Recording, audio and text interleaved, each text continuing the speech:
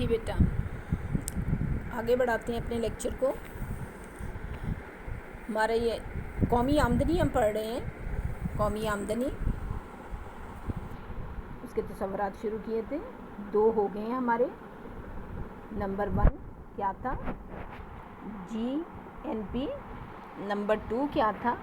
NNP. P for product, پیداوار، اور national, قومی. یہ 2 چیزیں یاد رکھنی ہیں. نمبر 3 پہ آ رہا ہے خام ملکی پیداوار. اب آپ دیکھ لیں، ملکی پیداوار، قومی نہیں، ملکی پیداوار.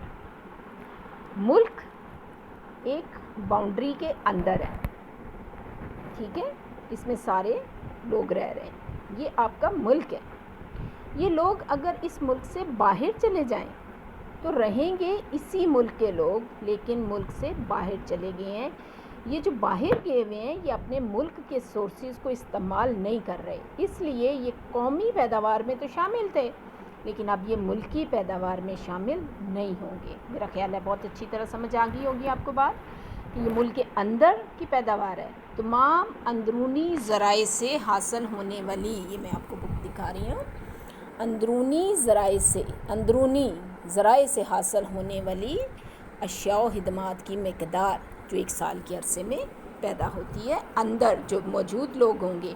اب ملک کے اندر موجود لوگ اندرونی ذرائع سے، تو اس میں وہ لوگ بھی شامل ہیں جو باہر سے آ کے ہمارے ملک میں کام کر رہے ہیں، لیکن وہ لوگ شامل نہیں ہیں جو ہمارے ملک کے ہیں اور ملک سے باہر چلے گئے ہیں، وہ اس میں شامل نہیں ہوں گے. تو اس کی جو مساوات بنے گی وہ ہوگی GDP. اس کو کیا کہیں گے؟ خام گراس ڈومیسٹک، ملکی، اور پروڈکٹ. یہ ابھی تک یہ پیداوار ہی ہے، ابھی تک یہ انکم نہیں بنی ہے. تو GDP برابر ہو جائے گی کس کے؟ یہ آپ کے پاس آ جائے گا GNP. GNP میں سے آپ کیا نکالو گے؟ انکم. یہ آپ کے پاس لکھا ہوا ہے، میں آپ کو اس کا دوسری طرح لکھ دیتی ہوں. خام ملکی پیداوار کس کے برابر ہو جائے گی؟ خام قومی پیداوار مائنس کر دیں گے اس میں سے بیرونی ذرائع سے حاصل ہونے والی پیداوار. یہ اس میں سے مائنس ہو جائے گی، ٹھیک ہے، یا آمدنی یا پیداوار. ٹھیک ہو گیا؟ اب آ جائیں نمبر 4 پہ. نمبر 4 پہ اس کا نام بن جائے گا قومی آمدنی.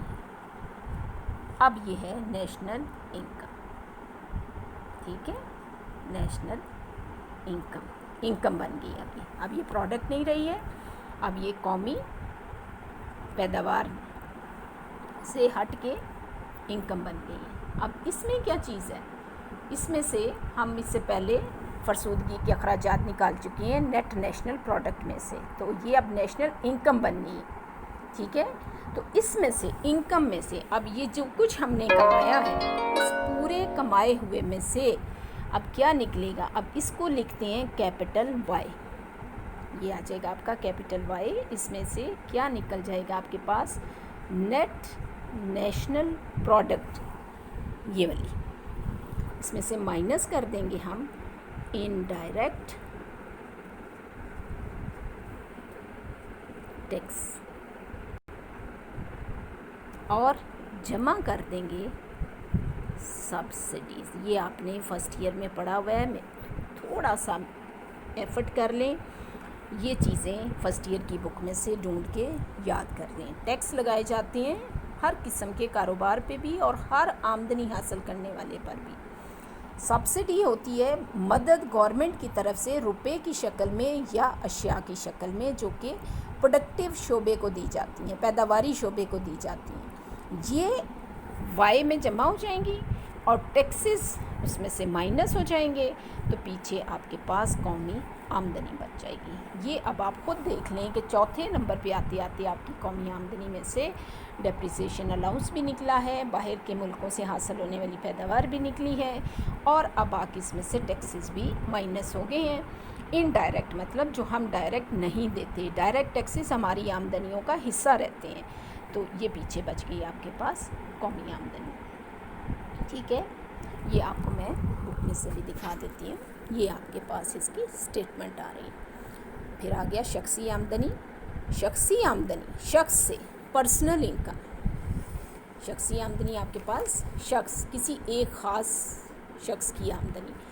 وہ شخص آپ کا کون ہے؟ آپ، ہم، کوئی بھی جو بھی کما رہا ہے، آپ کے فادر ہیں، مدر ہیں، ہم لوگ ہیں جو ٹیچرز ہیں، جو بھی کام کر رہے ہیں زرعی شعبے میں، صنعتی شعبے میں، ہر کوئی جو کچھ بھی کما رہا ہے وہ سب شخصی آمدنی کا حصہ ہے۔ مطلب کیا ہے کہ ہر شخص کی علیحدہ علیحدہ آمدنی ہے۔ اب یہ تمام لوگ جو کچھ بھی سال بھر میں کمائیں گے، ٹھیک ہے، یہ آپ سب کو نظر آ رہا ہے، تو یہ اس کی شخصی آمدنی ہو جائے گی۔ شخصی آمدنی میں وہ کہہ رہا ہے انتقالی ادائیگیاں شامل ہیں۔ انتقالی ادائیگیاں کیا ہے؟ Transfer payments. Transfer payments definition لکھی ہوئی ہے، اگر آپ دھیان سے دیں، وہ رقومات جو بغیر کسی کام کے یوں ہی ایک سے دوسرے کو ٹرانسفر ہوتی ہیں۔ مثلا یہ دیکھیں، زکوٰۃ، خیرات، یہ کمانے والے لوگ ان لوگوں کو دیتے ہیں جو یا تو ڈیزرونگ ہیں یا جو کما نہیں رہے، تو یہ رقم بغیر کسی کام کے معاوضے کے دوسروں کو حاصل ہوتی ہے۔ یہ رقمیں قومی پیداوار کا حصہ نہیں ہیں، یاد رکھیں، کیونکہ یہ آلریڈی کسی نہ کسی کی اپنی آمدنی تھی جو اس نے کسی دوسرے کو دی ہے، لیکن جس کو دی ہے اس کی یہ شخصی آمدنی کا حصہ بن جائے گی۔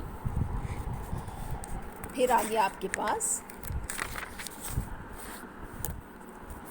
اب یہ دیکھیں نمبر 6 پہ، قابل تصرف شخصی آمدنی۔ شخصی آمدنی میں سے کیا کرنا ہے؟ یہ اسٹیٹمنٹ آپ کے پاس یہ سامنے لکھی ہوئی ہے، یہ دیکھو ذرا۔ وائی ڈی قابل تصرف کو کہیں گے ڈسپوزیبل پرسنل انکم۔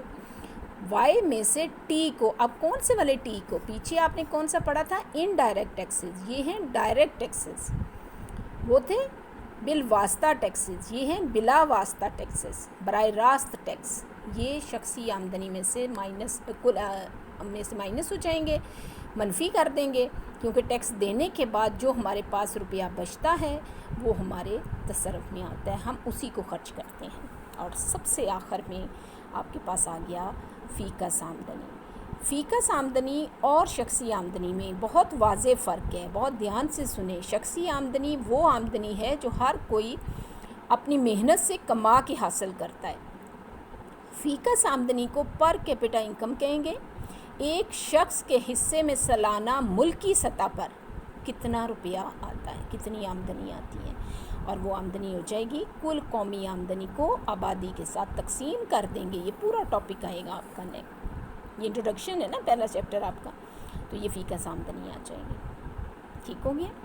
اب ساتھ ہی اس میں یہ تھوڑا سا بھی آپ دیکھ لیں، کل انشاءاللہ آگے اس کو بڑھائیں گے ہم، کہ فیکس آمدنی کے لحاظ سے یہ بہت ڈیٹیل میں آگے چیپٹرز آنے والے ہیں۔ ملکوں کو، دنیا کو 3 حصوں میں ڈیوائیڈ کیا جاتا ہے: ترقی یافتہ بہت زیادہ آمدنی والے، درمیانی آمدنی والے، اور پسماندہ ملک جن کی آمدنیاں بہت ہی کم ہیں۔ کل انشاءاللہ یہیں سے شروع کریں گے۔ امید ہے کہ آپ سب کو سمجھ آ گئی ہوگی، کوشش میں نے کی ہے، اور آپ سب بھی بیٹا جانتی ہو کہ آن لائن پڑھانے کے ہم اس طرح سے عادی نہیں ہیں، کچھ چیزیں اتنی ڈیٹیل میں نہیں ہوتی، لیکن آپ کو جو کوسچن کرنا ہو، جس طرح سے کرنا ہو، آپ نے اس پہ صرف کوسچن کرنے ہیں، ریٹن آپ کو کوئی ایسا کام نہیں میں دے رہی، لیکن کل آپ کو یہ سب پتہ ہونا چاہیے، پھر ہم اس کو آگے کنٹینیو کریں گے۔ ٹھیک ہے؟